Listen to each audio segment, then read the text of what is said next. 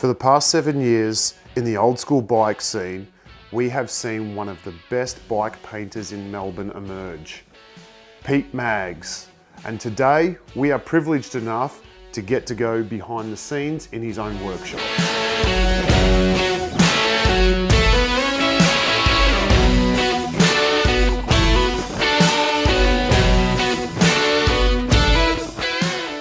So Pete, welcome to the show, man. Thanks, mate. It is an absolute honour to be in your shed. Now, I know there's a lot of work that goes on in here, but tell us, originally, how did you sort of get into the whole BMX scene to start off with? I think it was about 2009. We bought an old school BMX for my son, actually, off eBay. Yeah. And decided I wanted one for myself. So went out and had a look on eBay and noticed that there was a lot out there for sale, and bought one myself. And what was it? It was an Anlin.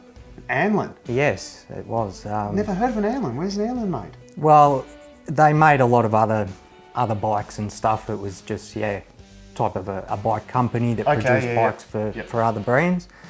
And that was my starting point, my $70 frame. And then it snowballed from there. And then I got into the forums. Yep. And in about 2011, I think I did a paint job for someone on the forums. And it just took off. The passion grew. Yeah, it took off. So, and now it's got to a point of where I'm doing, a couple of hundred frames a year. And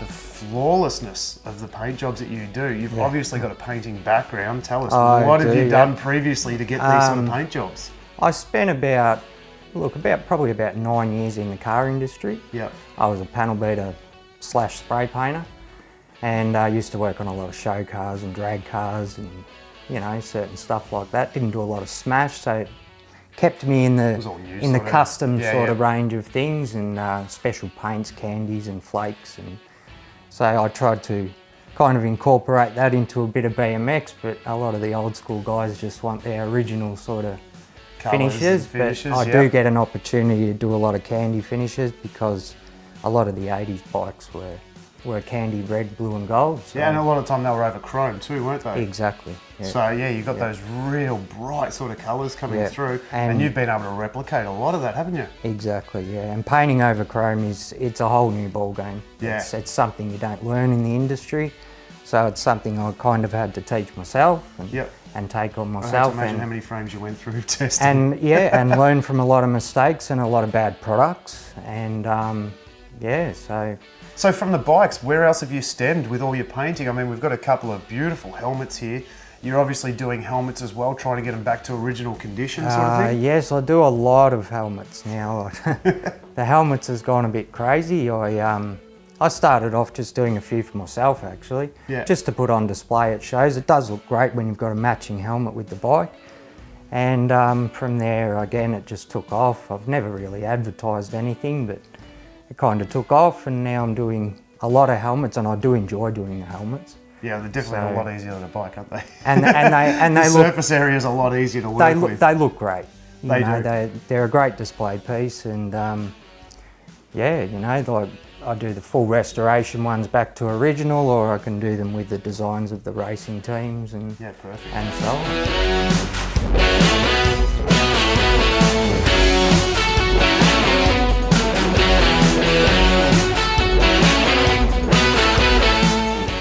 Yeah, I have a couple of high-end customers from Sydney that build, just some of the best bikes on the planet. Yeah. And I get the opportunity to do some of these paint jobs, and like you've seen, it shows some of the big brands, VDC, GJS, the stuff we never saw as kids and always dreamed about in magazines. And it's great just to. And the amount of people that are replicating these old bikes, it's like the whole resurgence of old school, even mid school now.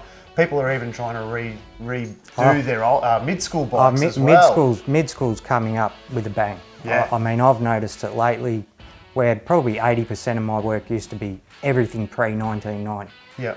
Where now it's kind of 50-50. Yeah. So I'm getting a lot of mid-school, and I'm even getting a lot of new school. I'm getting a lot of new frames sent to me in boxes. Yeah.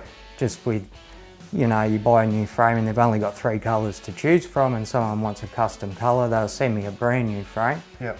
And it's a bit heartbreaking to strip it, but yeah, you strip it and you customise it for them.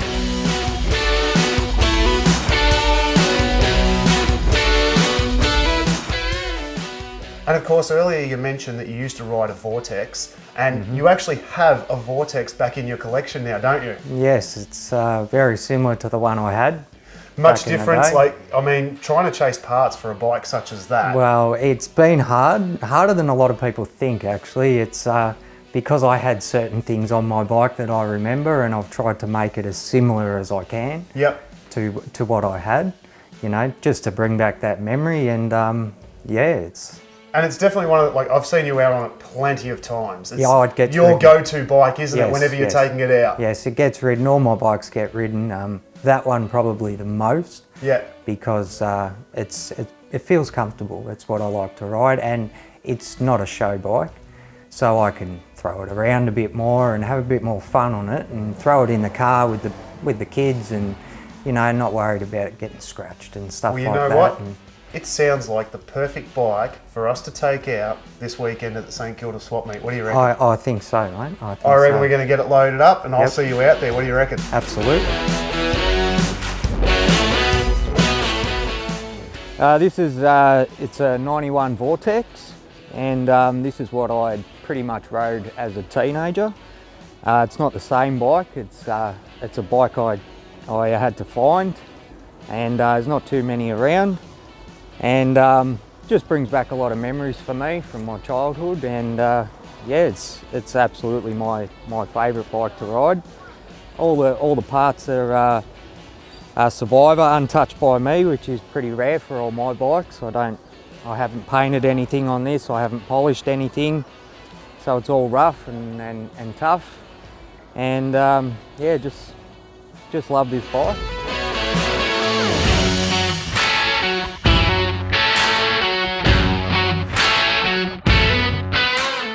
We've been out for the ride.